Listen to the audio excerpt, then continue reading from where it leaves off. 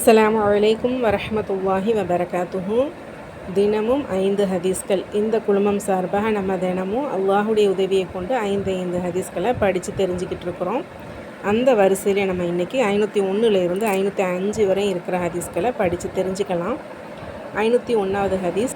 நஜ்து கூட்டத்தாருடன் நடந்த போரில் நபி ஸல்லல்லாஹு அலைஹி வஸல்லம் அவர்களோடு நான் பங்கு கொண்டேன். அப்போது நாங்கள் எதிரிகள் முன்பு நேருக்கு நேர் அணிவகுத்து நின்றோம். அப்போது நபி ஸல்லல்லாஹு அலைஹி வஸல்லம் அவர்கள் எழுந்து நின்று எங்கள் அணிக்கு தொழுகை நடத்தினார்கள். மற்றொரு அணி எதிரிகளுடன் போரிட்டு கொண்டிருந்தது.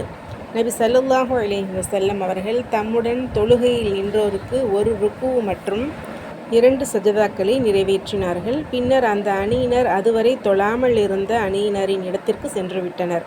அடுத்த அணியினர் வந்தனர். நபி ஸல்லல்லாஹு அலைஹி வஸல்லம் அவர்களுக்கு ஒரு ருக்கு மற்றும் 2 சஜதாக்களை நிறைவு செய்துவிட்டு சலாம் கொடுத்தார்கள்.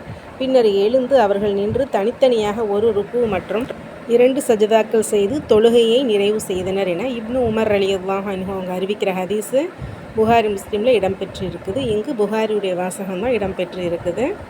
502வது ஹதீஸ். நபி ஸல்லல்லாஹு அலைஹி வஸல்லம் அவர்களுடன் நான் அச்சத் தொழுகையில் பங்கு கொண்டேன்.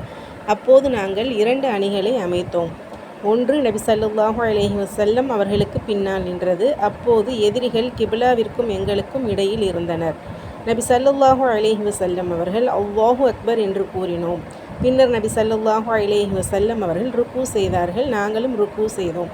பின்னர் அவர்கள் தம் தலையை உயர்த்தினார்கள். நாங்களும் தலையை உயர்த்தினோம். பின்னர் அவர்களும் அவர்களை அடுத்திருந்த அணியினரும் சஜதா செய்தார்கள்.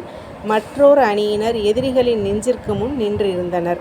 சஜதா முடிந்தவுடன் நபி ஸல்லல்லாஹு அலைஹி வஸல்லம் அவர்களுடன் இருந்த அணியினர் எழுந்தனர் என்று ஜாபிர் ரலியல்லாஹு அன்ஹு அவங்க அறிவிக்கிறாங்க.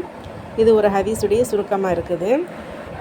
மற்றொரு அறிவிப்பின்படி நபி ஸல்லல்லாஹு அலைஹி வஸல்லம் அவர்கள் சஜதா செய்தார்கள். முதல் அணியினரும் சஜதா செய்தனர்.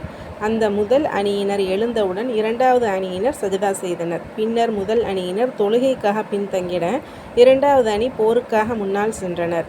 அறிவிப்பாளர் இவ்வாறே அறிவித்தார். பின்னர் இறுதியில் நபி ஸல்லல்லாஹு அலைஹி வஸல்லம் அவர்கள் சலாம் கொடுத்தார்கள். நாங்களும் சலாம் கொடுத்தோம்.